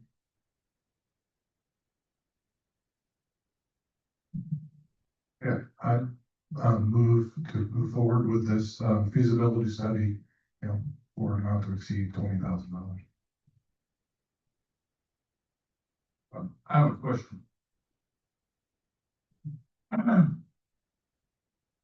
Was the ACC established after all of this was laid out? I mean, were there no feasibility studies originally? I really can't find anything from the original ones, and you talked about some of those pipes, I don't know how far back they go. And I don't know if the ACC would have been involved with some of that training for, I couldn't speak to that, because a lot of this just goes back, I have no disregard. Okay. Is that one question? I'm not suggesting this isn't appropriate, you just help me understand, because we get a lot of discussion about drainage, and you just help me understand, like, what is POA responsibility versus member responsibility? Sure, like just kind of referring to that, you have the pipes that go underneath the road, just from our ditch to our ditch. They are POA road pipes. We're transferring the drainage from one side of the road to the other side of the road. Once it, like the drain pipe goes underneath the person's foundation, that's not our responsibility per se. And what happened in the past, but how this was done, they were connected, I can't really speak to, that's my issue. If it was just standalone POA pipes, I could, figure out like what to do. My issue is I don't know what's going on under there, and because it affects the members' pipes, I don't want to, I don't want to do something that would cause further damage or liability to the members. Okay, so I have a motion, I don't have a second. Okay, Chris the seconds. And so Dan, did I hear correctly? Did you say not to exceed $20,000? Yes. Okay, all right, thank you. All right. So the motion before you is to spend an amount not to exceed $20,000 from CART for the feasibility study on drainage at that Kiowa Drive East in Shawnee. Any other discussion? Please approve by raising your hand. Those opposed, raise your hand. All right, the ayes have it. It's 8-0. We have approved that, not to exceed $20,000. All right, Rich. I'll go a little out of order. Sorry, the first thing was actually an ARF item. We have our trailer in Public Works, it's had some excessive damage. That needs to be replaced. It's not due to be replaced for another 3 years. We've had it for 12 already. Just showing a lot of signs of wear. Discussed with Ways and Means. They recommend moving it forward to 2025 for a purchase. And what's scheduled for 4,000. And in addition, in the schedule, it's got a 15-year lifespan, and change that to 10 years just because the amount of use we get. So it's actually two things: approving, pushing the schedule up 3 years to 2025 for the purchase, and then changing the life expectancy from 15 to 10 years. Is this with the trade-in value or is this just brand new? That's just for anyone. We can probably get a trade-in for a piece of it, but I'll find out what that is. But we have 4,000 approved. I'll be able to get one for that. And then it'll subtract wherever the trade. Yeah. I make a motion to approve the up to $4,000 the new trailer. All right. We have a motion before you. Is there any other discussion? I have a clarifying question, and I should know this, but I don't. Does the board need to approve changing the pace of replacement in the hour schedule? My original thought was no. So so I would modify the request just for the money, because I think we set a precedent that it comes to the board every time we want to change a date in the hour schedule. That's all we do here every 4 months. My motion was just for the money, so it should be clear. All right. So the motion before you is to approve out of ARP $4,000. All those in favor, raise your hand. Those opposed? All right, 8-0, you've approved that $4,000 out of our. Rich? Thank you. Just to go again, project updates. I think everybody's probably aware now, the East Gate's probably up and running. It was down for quite a while. We had the whole access control system changed out. We also moved pedestal and a sensor to help with the tailgating issue. That seems to be working well. We also have, we had previously installed some ring cameras, so security could communicate with drivers, you know, so you wouldn't have lost cell phone coverage or if they didn't see the number that they were supposed to call. So hopefully that's working and helping out. Hopefully we'll have most any other bugs worked out soon, but I think overall it's working really well. Front entrance project, we've received the final bid documents. They're gonna move forward with getting some bids, and we'll have to ask for, try to get an agreement established for Bluestone to go forward with the design build and give us the construction administration portion of the contract. So hopefully, next meeting I'll have that, and we can progress even further. And also, you know, I'll send and we'll have a presentation of the final drawings as well. Dam low flow project, as I mentioned last meeting, everything was going really well. The gate valve opened, everything went well. They finished all the cracks. Put in a short little report from the divers. As you notice, some of the comments they had, it's just the amount of debris that was there and everything they had to do. So I'm going to try to take some action and try to reduce some of that in the future. I talked to Cecil about this. We'll probably add a buoyed area around that tower so it's not accessible. Because I'll put out information not to dump anything there. I think we can prevent a lot of it, but I don't think we'll be able to prevent all of it. And it's just gonna be an issue in the future. We're gonna have to clear the area, just everything falling back in that they get out and just try to reduce that as much as possible. So that'll be in the future communications. We'll also. Right. I'm sorry, still on that low water. Yeah. Cecil's got a question. Just a comment, part of what that, Jeff moved these materials, we've seen now incidents of some of those tires kind of surface.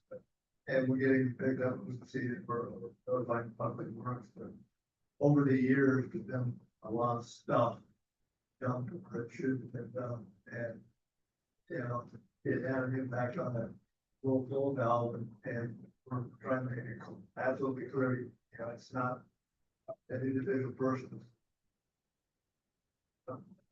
Right, for ability to dump whatever they feel like dumping, wherever they feel like dumping it, like, it's against the law. But they're not, but there's a, no city, you don't know, but we'll get, you know, anything we see, it comes floating up, because it's pushed it to the side. Yeah, I don't know over what period of time all that was put down there either, but I mean, it was a ridiculous amount. Fishing right there. She's got something at the police house. That both low valve costs $4 million. Yeah. It's a important issue.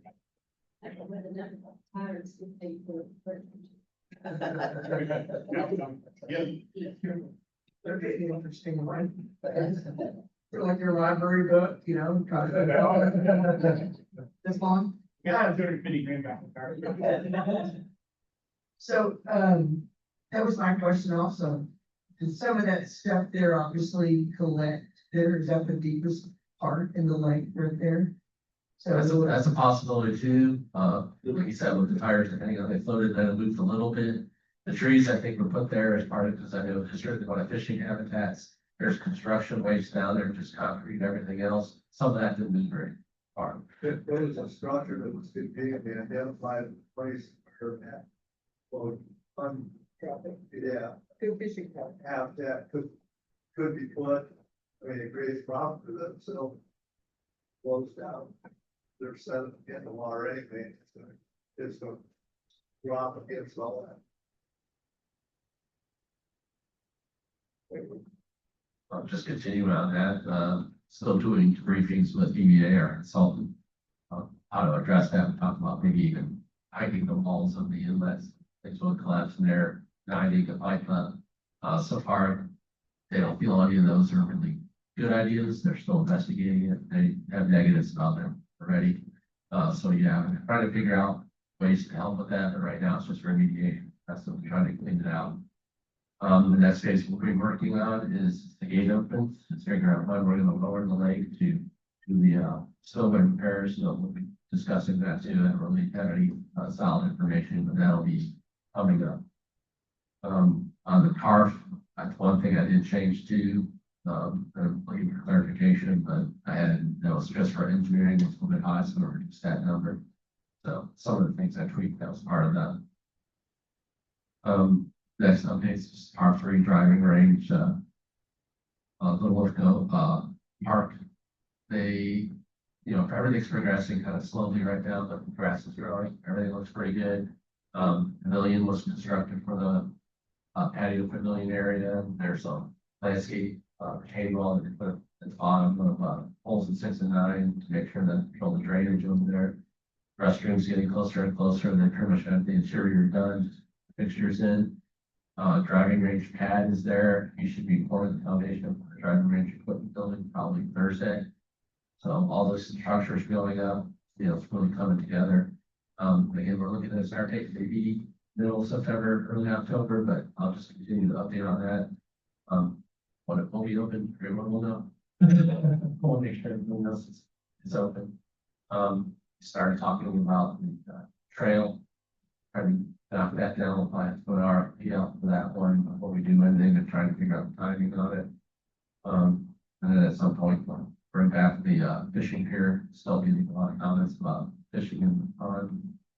And everything's just progressing slowly, but it's moving forward. Pickleball courts. So I have a question for you. So I had a question that came to me in regard to structures that were up there, following sort of our architectural, if you will, coloring and facade and that kind of stuff. So what's the plan there, or why are we where we are? Well, that kind of started on its own. I don't know, our style, we're talking about what style we're trying to keep, we're trying to keep the awesome stone, the cedar look. So it started with the restroom. Of course, we didn't have any stone on it. The last one was just hardy. So we did a lighter color, cream colored base with a brown top to kind of mimic the cedar. The asphalt roof was donated, so it has an asphalt dark gray roof.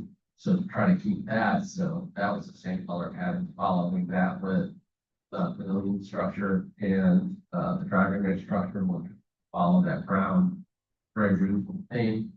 And then we're trying to do that theme follow along with stone retaining wall, and then we'll have kind of like a split rail fence or fencing that goes around the patio. So we're trying to follow that theme overall. It's not exact, you can't always just have the awesome stone columns and the real cedar and everything. We had budget constraints, and it had kind of evolved over time. The first thing we developed was the restaurant. It's all starting. On the problem, pickleball courts, contract is signed. Their design phase here more in the middle of August. A meeting with Jim Hawks, contractor. Also, the pickleball group has continued raising funds. They have funds pledged for the shade structure. So we're going to finalize that. They get the change order in place for the next meeting, and they'll have the shade structure and project going forward. This seems to be moving on quite well. You have the Public Works Department reporting we've added bike racks to lodge patio doors, girl shop doors have been installed. We have golf course block to be installed on Monday, and our setting was. So all those projects are moving forward. Security report, they issued 60 citations in June, 42 of which were speeding, and I think generally that's up in the summer. Compliance issued 7 citations, 22 warnings. Lake Patrol had 36 hours on the lake, and you can see some of the other detailed information for 600 something people called in passes, is that correct? 659, did I read that correct? That was in May. Was it 800? Was it 800 this time? or 600?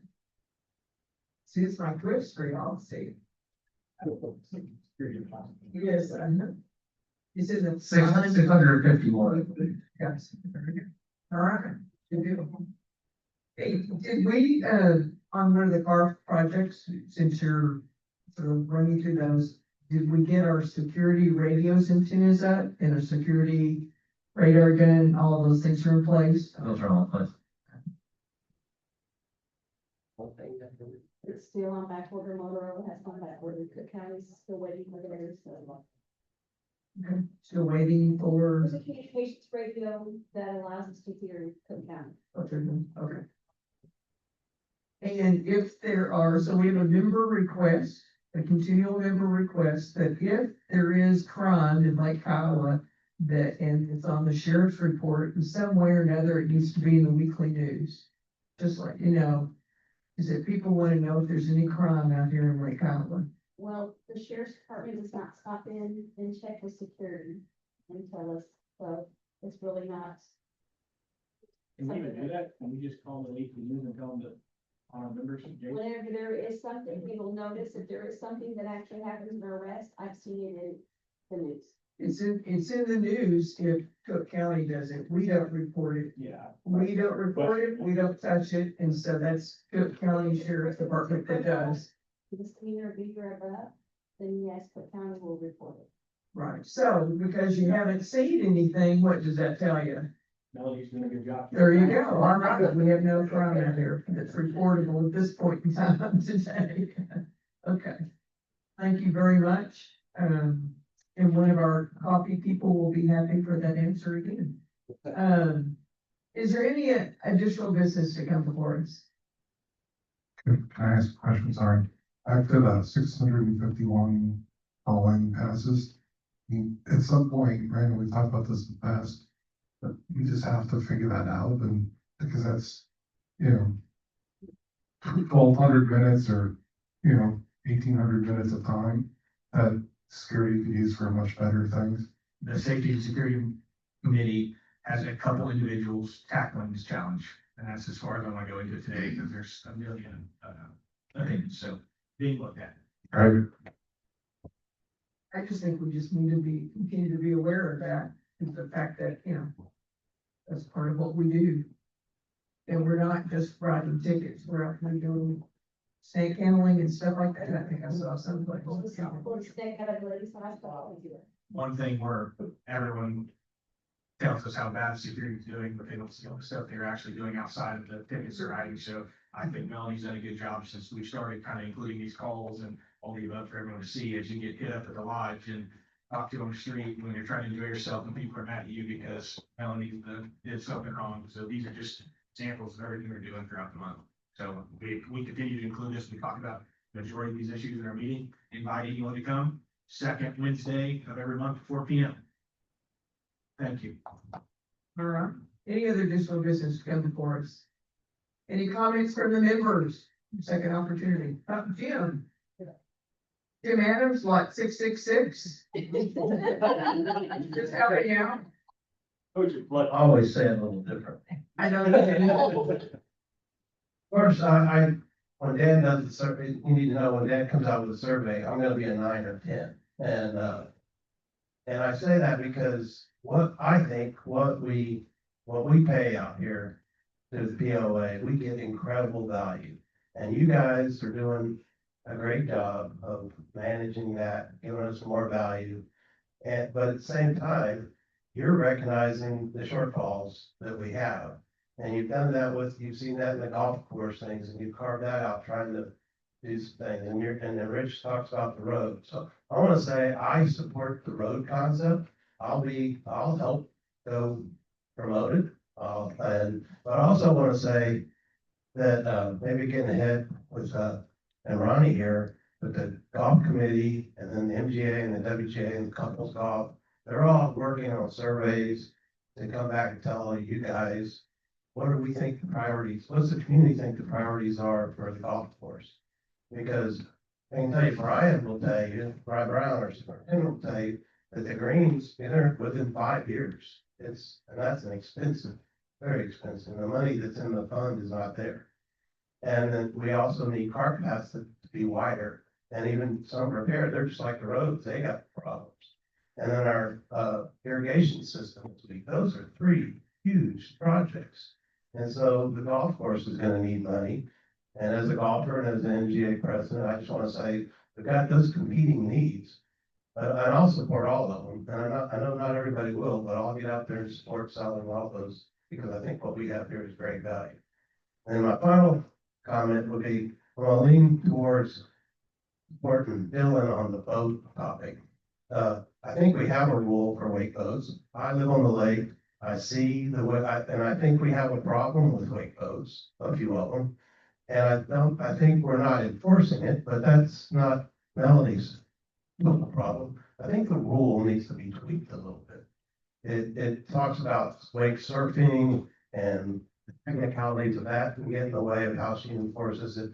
People are doing different things to create big wakes and still getting away with it because of technicalities. So I think maybe just tweaking that, looking at that, and just looking at enforcement in general, or how we can promote not doing it. So, that's the comment. So thanks, everybody. Thanks, Jim. I'm sure you'll provide some additional input on the boat part, since you have an opinion on it. Just said, I think we're You're leaning that way, but I don't know if you had any additional feedback that you were to provide Dylan or George. So Candace needs me to help on wording on the tweet of that. that's all I wanted to know, that you're available if they want your help. Good deal. Okay, I'm Peter Weiser in 806. I'm just, fairly new here, but I look at what's happening and it looks to me like this. Golf is the big thing here, and I'd like to know I'd like to know numbers of how many people do or do not participate in golf. Because a lot of other people are interested in other kinds of things. Also, as far as priorities for upkeep, like your roads and your, maintenance of the roads and drainage, like that, so I think ought to be first priority. Other than the fun things, and granted, fun things should be there too, but we have to be in a position that we have to maintain our own roads. The county does not do it. So we get the county from our county, our county, taxes is a share, and our kids can go to school over there. But otherwise, it's really expensive to keep up a community like this and to maintain just the regular kind of things. And I like to see those kind of things come out of the budget first. Like you talked about the roads type thing, it should have never been put aside, in my opinion. And aside, I'd like to see some other kind of exercise programs put in here. For buildings. Because we use a lot of land for golf, which we would use a lot of land if we had a gym. That's it.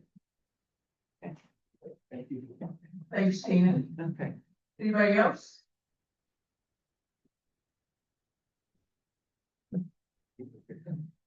Tina, what was your lot number? 806. 806. Okay, thank you. Yes, I'm Brian Wallace, I'm lot 409. I have a vested interest in the boat rule as well, so I'm a lakefront property owner. I also happen to own North Texas Marine, a retail boat dealership here in Gainesville. Lake Kiowa been a very, very good business of ours, so I have a vested interest in the rule. I would love to offer any input or opinions if that is available to me. I would ask the board to approach it with common sense and look at the will of the people who are using the lake. And try to erase any biases against recreational boating or fishermen. And I think we can make the lake safe and fun for everybody. I think it does take common sense. I don't think over-regulation is the answer.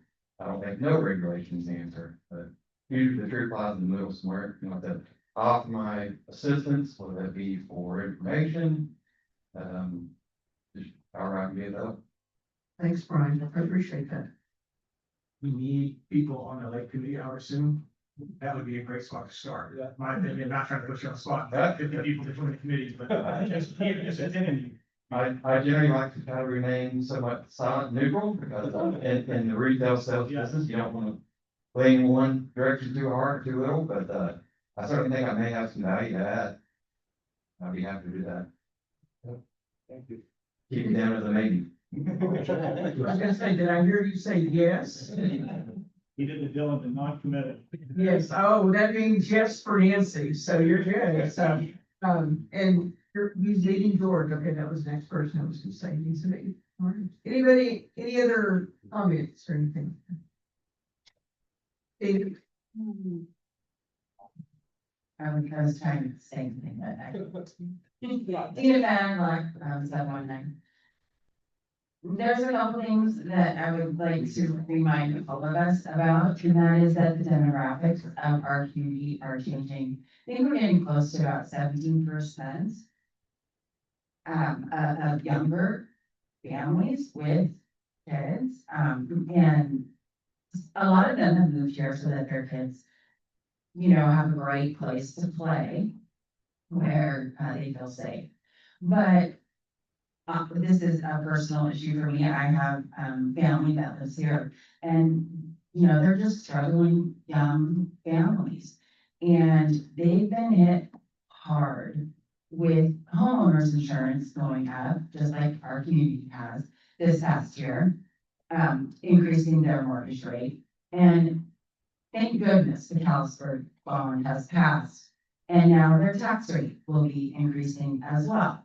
So here's this cute little young family who qualified to buy their home, and the next, within a year, everything has went through the roof for them.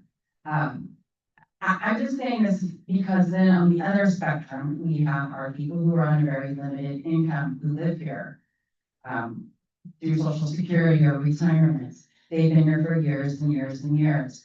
I've been here 10 years. When I moved here, I believe my dues were $238. We're now at what, 30, 40, 38, and it's a great value, and I love paying it. When we talk about doing another fund, I would just like to offer that when you go through the surveys year after year after year, the lake was the most important thing to this community, and we had to fight like heck to get a $12 start for that lake fund, which I think, Cecil, where are we now with that? 1448. 1448.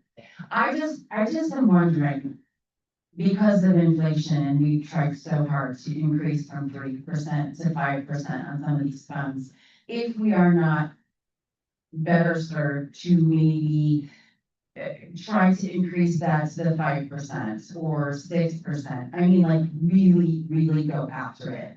Because when you're talking about adding another $20 to a bill, to a young family, to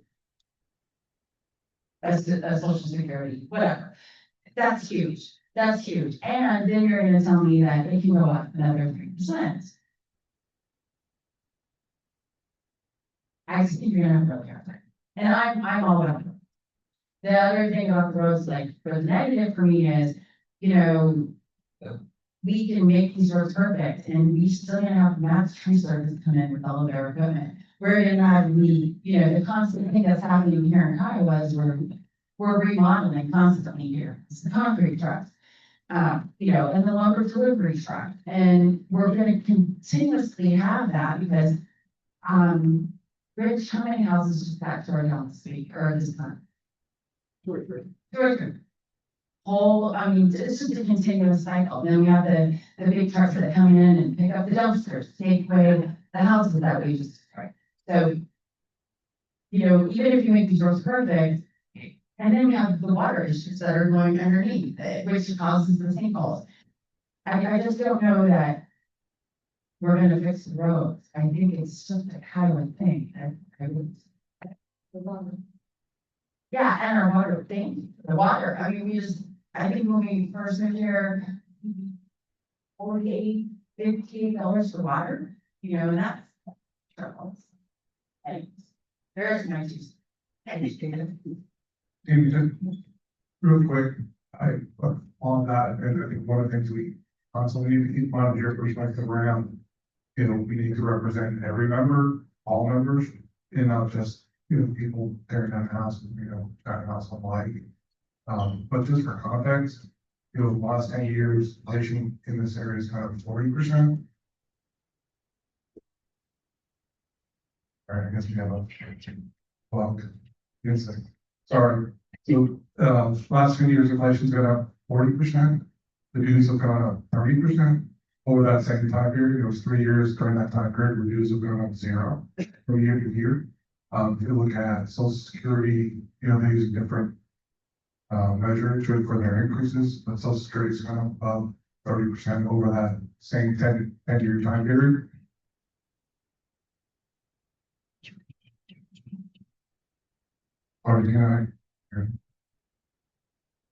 So I'm just saying that if you look at what we've done in the pipeline, Rich, the Community Manager Forum, the DOA staff, that if inflation goes up 40% and we've been managing on 30%, that they've done a really good job of trying to minimize those increases.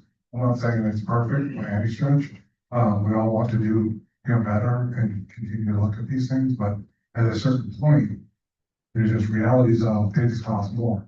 And a lot of things that POA needs, trucks and equipment and things like that, have gone a lot more than 40% of the last 10 years. Just anyone who's trying to buy a car, new or used, can see that. So I appreciate your thoughts dramatically, and I think that we are struggling to do that. So it's always trying to find balance. I know, some people think we should spend less on certain amenities and more on other amenities. It's always just trying to figure out what's the best for the best, most of our people. I appreciate your time, thank you. Any other comments? Any other comments? I will say, everything you said is not on deaf ears. Everything you said, people say all the time. And this board and the boards in the past, they're still trying to do the best for you that they can. So we'll give it our best and get it best all the way through. So anything else? Any other comments or anything like that? All right. Then we're now going to take a break, and then the board will go into the executive session if I have a motion. So I'm good, right, Chris, in a second. I have a motion for you that we go into executive session at 8:15. I think I heard you say that. Yes, all approved? Yes, okay. Thank you very much. 8:15.